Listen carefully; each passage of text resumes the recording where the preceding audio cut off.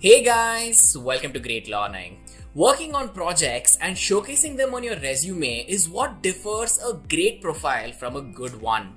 In an extremely competitive space like Python programming, interviewers are looking forward to hiring the best talent out there. Now, creative projects and problem solutions are what is required to showcase your skill set and eventually give you an edge over the others, right?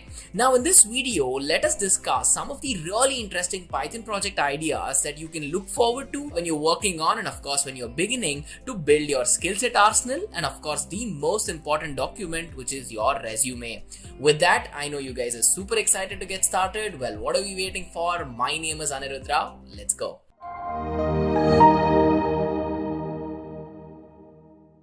Since you're watching this video, you're either clearly preparing for your dream job. So before we get started, I have something really exciting for you. If you're a final year student or a fresh graduate with less than 1 year of job experience, Great Learning brings you this unique job readiness platform called Career Boost, where you can apply to 400 plus corporate hiring companies. Sounds exciting? Well, complete this video and check out our platform Career Boost, where you can quickly take up a job eligibility test, pass it, and apply for relevant jobs. If you do not score well, do not fret, we have your back. You can prepare from our specially designed courses and take the test again to improve your scores before applying to jobs. More than 500,000 students from 2,000 plus top colleges chose ours. So why wait? Check it out and join for free today. If you haven't subscribed to our channel yet, I want to request you to hit the subscribe button and turn on the notification bell. This is done to make sure you do not miss out on any of the new updates or video releases from Great Learning. And of course, guys, if you enjoy this video, show us some love and do like this video. Knowledge increases by sharing, right? So make sure you share this video with your friends, colleague, and everyone who can make use of it. And at the end of it, make sure to comment on the video if you have any queries or any suggestions, and I'll be more than happy to respond to all of your comments.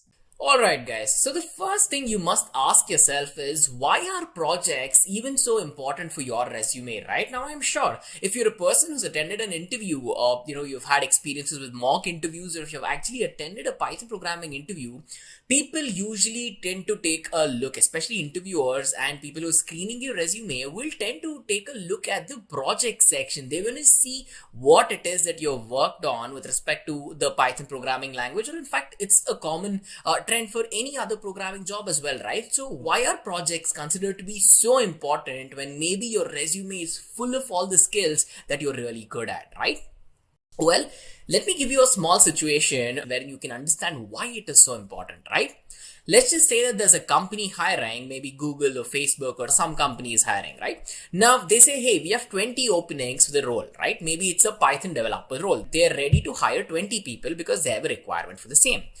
Now, as soon as they post it out on the job hunt platforms, maybe like Indeed or LinkedIn or something like that, they will have thousands of people, going over those roles, analyzing, assessing. They'll have a lot of people applying, right? Of course, in this situation, let's just consider that 3,000 people applied. Now, it's very easy to say, hey, out of the 3,000, maybe 1,000 will just get filtered off straight away. You have your competition with 2,000 people. Now, where is 20 jobs? Where are 2,000 candidates, right? So, when you're on the other side, when you're on the hiring team, it just becomes very difficult to actually run through 2,000 resumes, right? To look at it in a good amount of detail. Just a piece of paper is very difficult, through which you cannot completely assess the other person, right? You cannot assess someone just by reading one or two sheets of what the person has done. But when you take a look at from their perspective, right, they are looking forward to what? They are looking forward to hiring the most qualified professionals for the role that they're hiring, right? So when they are on the hunt for people who are the most qualified for the role, and you know that you have extreme amounts of competition, right? We all know Python programming, in fact, Python as a language itself is considered to be the best programming language in the world right now. It's considered to be the top programming language in the world right now. Now, when a trend is like that, you will have hundreds, if not thousands of people joining you for this hypothetical role or any other role that you want to apply for. So from the interviewer's perspective, perspective, it just becomes super difficult for them to actually, just look at your resume and take in all the content that you might have put out. Now, some of the resumes might be completely to the point and it's super easy to go through, but some resumes, right? So people usually tend to be a little more verbose. They tend to write a lot of stuff there rather than keeping it concise, right? So there is this fine balance that you should achieve between what you should denote on your resume, what you should highlight, right? So now you know the situation that it is practically difficult for the interviewer to actually skim through all of these resumes. So what should you do to grab the attention of the interviewer who's on the other side, right? Well, the most important thing is you really have to begin by highlighting all these key phrases and sections in your resume which you think are important for the job role, right? Now, if you're applying for a data scientist role, or let's say a data analyst role or something like that, you would want to highlight and make sure that those things pop out, all the skills that's required for data science, maybe tools, maybe some techniques that you would have learned, right? So highlighting all of these things will definitely give you an edge, because as soon as the person looks at the resume, they know, you can guess where their eyes would land on, right? So it's your advantage and it's all to win for, right? Think about it. And it's not just highlighting key phrases or something like that. The important thing you have to consider is having some sort of real world experience. Now, real world experience, again, whenever you're working in the real world, basically you either have job experience where you're working on a project in real time, or as a learner itself, you are involved in solving maybe an industry level problem, right? So if you do have any of these experiences, make sure that that is what the interviewer would be looking at while you're building your resume itself, because showcasing that you have real world experience basically bridges this gap that exists between you just knowing things versus you knowing how to implement all of these things. That's a very, very, very important thing. You can just think of very in caps right now, right? It's super important. So whenever you start highlighting things that the other person wants to know, which is regarding the job role, whenever you start showcasing real world experiences or whatever your learning is and how you plan to use it as well, right? So this reinforces to the interviewer, this reinforces to the human resource team, telling them that, hey, probably this is the right person for the role. Let's give them a chance. See, in the same 20 people hiring role where there are 2,000 people involved, doing all of this is a very good chance that they'll say, hey, okay, yes, we have a lot of people. There's a very good chance that not all of them might have followed all of these through, and if you have, guess what, you get noticed, right? So it really makes a huge difference, especially working on projects and showcasing that you not just learn the concept, but you know how to actively implement it, how you can actively solve problems is what is important, right? Now, if you're a fresher watching this particular video, if you're a person who's still in college or about to graduate or something on those lines, you might be asking a question. What if I'm a fresher? What if I have little to no work experience? What do I put on my resume then? Well, then all you have to do is very simple. You have to just look at it from a different perspective, right? If you're a fresher or if you're a person who has little work experience, do mention all of your skill sets. Talk about what you're good at, what tool you're good at, what programming language you're good at. It always helps to give them some clarity about what it is that you bring to the table, right?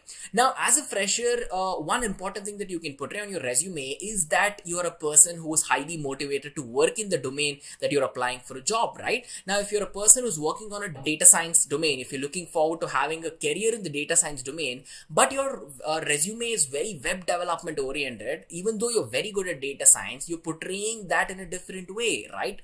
The interviewer on the other side will have difficulties. So you have to make sure that you're showcasing the right skill set and working on these projects and showcasing that you have the ability to learn new things is especially super impressive. Now, you might think that, hey, everyone does that. Yes, everyone does that. But at the end of the day, when you take a look at, your ability to not just start a project, but to learn something about it, solve a practical problem, and to showcase to the interviewer, hey, I started this project and I have the complete ability to see it through. I have the complete ability to finish it and eventually deploy it, or just showcase that you've probably helped something or someone using using your product or service, right? That skill is what differs a great profile from a good one.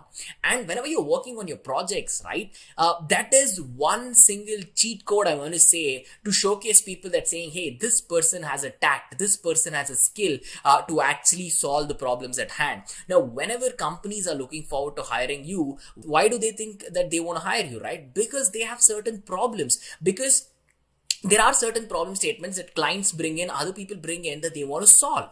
Now, when that is the case, they are hiring you to actually solve problems for them using your expertise on, let's just say, Python programming. When that is the case, when they know that you're being brought in to solve problems, giving them the edge, telling them, hey, in your resume, I've already solved a couple of problems such as this, and I know the importance of solving problems. Don't you think that's going to make a big mark on your profile? I know whatever you're thinking right now, it's of course yes, right? Alright guys, as I told you, with a super competitive space like Python, where you have so many different domains that you can work with, web development, game development, UI development, data science, data analytics, and all of those, what are some of these top ideas that are trending right now that the world is looking forward to, and definitely that, that will help you, help your resume stand out, right? So let's quickly discuss the top 5 project ideas that you guys can consider. And of course, project number 1 has to be data analysis, right? Ladies and gentlemen, data analysis is a domain that is literally used everywhere. Be it a product-based company, be it startups, be it research, be it service-based companies, or anyone and anything out there that, the person who has certain metrics and they want to track and trace it and understand it, they are going to require this, right? For you, the advantage here is data sets are available to a point where you can pick up any data that you want. Your friendly ice cream store nearby, you can pick up sales data, you can pick up logistics data to understand how giants like Amazon, Flipkart, or Walmart eventually get their products delivered to their customers and all of that, right? Not only that, you can also show them how you can actually track and trace the increase in the revenue, and how with respect to analysis you can help decrease the costs as well. Doing something such as this, where you're showing that, hey, with respect to my analysis, I can help your company increase profits and decrease costs. Who do you think will not be interested in that, right? So it's a very, very, important thing. And with respect to data analysis, as I just told you, right, you have the complete freedom to work on whatever domain it is that you want to try. Now think about the current situation, the COVID-19 pandemic, right? Having the ability to create an interactive vaccine tracker is a very good project you can consider. Understanding who are the people, nearby surrounding slots around you who have got vaccinated, which part of the country, which part of the city, which part of the state is where vaccinations are at an all-time high, maybe at an all-time low as well. You can just track all of these, have the metric, and eventually showcase saying, hey, this is a real world problem. People are finding it difficult to maybe trace all these vaccines out or something like that. And eventually you can say, with respect to your analysis, you can help ease that process out, right? So you're picking up a super important problem and you're giving them a very interesting solution there. So again, a lot of people will be interested, right? And coming to the second project is again super popular, where you have a lot of freedom, again, building mobile applications using Python, right? In today's world, let's be honest, we do a lot of things on our mobile phones, which probably 10 years back we couldn't do, right? There was a time when you couldn't use Facebook on your mobile phone, when you had to just log into your computer all the time to do it. Building mobile apps, especially with Python, right? Something on the lines of creating a productivity tracker, a screen tracker that will eventually help people to tell them, hey, this is what is the amount of time that you're spending on your phone. This is the amount of applications that you're using. This is the screen on time. All of those insights, right? It is not just in a generic domain. It is also in the healthcare and all of those domains, when you're in fact, even self-care at the end of the day, right? So you're telling people, hey, someone might have a goal saying, hey, I'll only use social media for 30 minutes today. Giving them an interactive ability, giving them an interactive app to, help them track that, trace it, and eventually work on it is something, it's again a super big market that you can tap into, right? To get towards that, you have to showcase that you have certain abilities to do that, and working on a project in this domain is always helpful. Now, sometimes there's a very good chance you're already using a product and you feel that, hey, you want to customize it to your personal requirements, and maybe the app doesn't let you do that. Guess what? With respect to Python, you can actually go on to build your own user interface and derive your own user experience while already making use of another app. So maybe if you do not like the light color of a mobile app or something, and you love, and if you're a person like me who loves dark mode or something like that, you can write Python code to actually invert those colors and make a light text which is probably very bright to your eyes to be inverted and have that beautiful dark mode that a lot of us enjoy, right? So think about it. You just have to find a problem, even if it's a very simple problem as turning a white background into black. That is something, again, the world is going gaga over, right? So it will help you get noticed, in my opinion. Now, talking about the third project talks about a stock market tracker. Right now, millions and millions of people trade stocks every single day.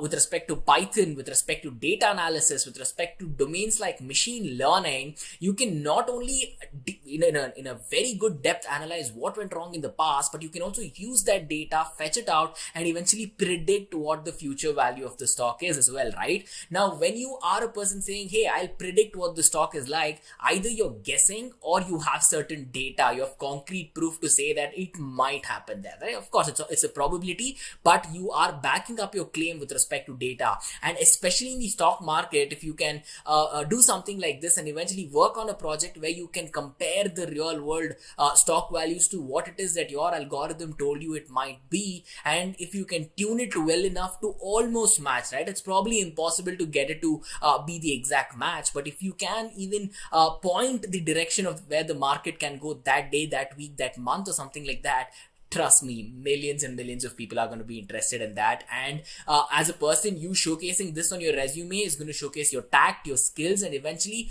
people will know that you are extremely smart at working with your projects, because at the end of the day, it takes certain skill sets, it takes certain experience for you to be working on a project such as this. So definitely it can be a slight learning curve, but at the end of the day, light at the end of the tunnel is super bright with this project, right? So definitely consider this project. Now, project number four talks about sentiment analysis, right? Again, think about it. There are thousands and thousands of companies, if not millions of brands around the world. If you go on to shop on a website like Amazon or Flipkart or something like that, you will see that people will put their reviews and ratings for a product. Now, if you are a person who's selling those products, you definitely would want to understand, hey, so what is the customer talking about my product? Are they happy about it? Are they neutral about it? Or are they unhappy about your product, right? So you can pick up all these comments, get them automatically filtered, and eventually work on it to say, hey, 50% of the people are neutral about the product, 20% absolutely hate it, and 10% love your product, right? So now you know that you need to tap into that remaining 50% market to either get them to like the product or eventually get their feedback to improve the product. Doing something such as this is going to be super impressive, because at the end of the day, again, your domain is super wide, right? Think about restaurants, think about these products on these e-commerce websites, or anything in general as well, right?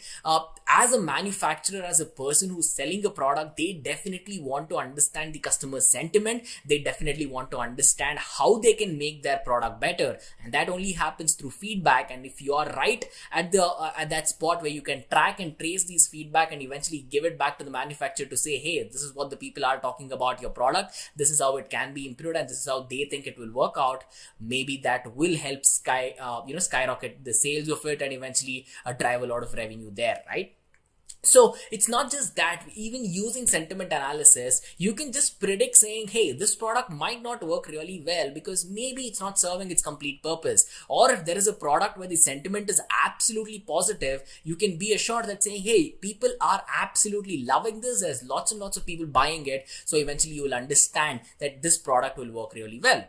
Now, if there's neutral sentiment or something like that, you can say, hey, why don't you give more offers? Why don't you give them a very good discount through which they definitely would want to try it out? They definitely would want to explore more of the product, more of the brand, or whatever it is, right? Having analysis like this, building a story out of a feedback that the customer gives, and having metrics to track it, having data to back it, and showcasing all of this in a clear way on your resume, as you can already tell by my explanation, is going to help you a lot, right? So consider working working on a unique problem statement that you think wants addressing, pick up the problem statement, work on it, and do as I told you. And I believe, in my opinion, that it definitely will help your resume get noticed, right? So we spoke about a lot of different domains here, but project number 5, if you talk about one important domain, which is basically task automation, right?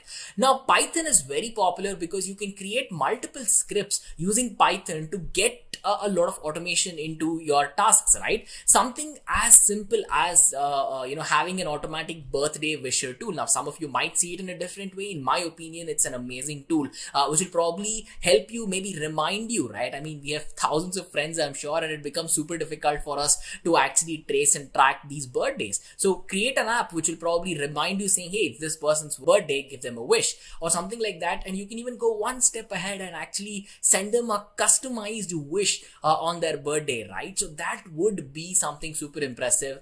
And you might think that, hey, this becomes a very big project. Not really. If you're smart about it, and if you know what it is that what problem it is that you're exactly trying to solve, you can use a small piece of code to have a very large output here, right? This is impressive, ladies and gentlemen. Even something as simple as finding out what are the old files in your computer, on your desktop, maybe on a Mac or something like that, knowing that it was last used maybe like 200 days ago, knowing that you might never use it again, having the option to automatically tell you, hey, do you want to delete this particular file which you have not used for a long time?